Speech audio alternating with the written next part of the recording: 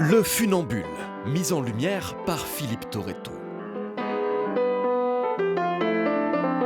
À quoi pense-t-il, lui le comédien, le metteur en scène, lorsqu'il orchestre cette pièce de théâtre à la gloire d'un équilibriste?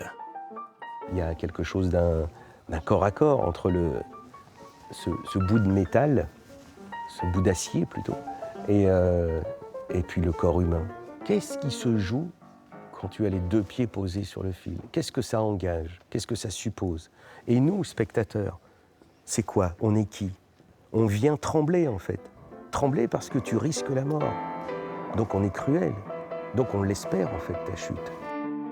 Le Funambule est à l'origine un long texte poétique signé Jean Genet, évoquant une idylle réelle entre l'auteur et un jeune acrobate, objet de tous ses désirs, à commencer par son costume. Du col ouvert en rond, coupé net, comme si le bourreau va ce soir te décapiter. Du col à la hanche, une écharpe, rouge aussi, mais dont flottent les pans, frangés d'or.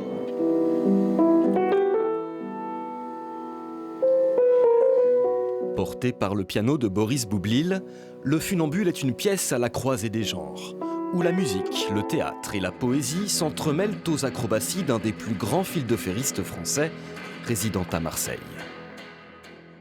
Avec l'image, le son, le texte, la puissance poétique, je trouve que ça sublime un peu le texte aussi, puis ça rend aussi des choses plus concrètes. Concrète, comme l'histoire d'amour de ces deux hommes dont la vie ne tient qu'à un fil. Répudié par Jean Genet, son jeune amant finira par se suicider. Son histoire, elle, est éternelle.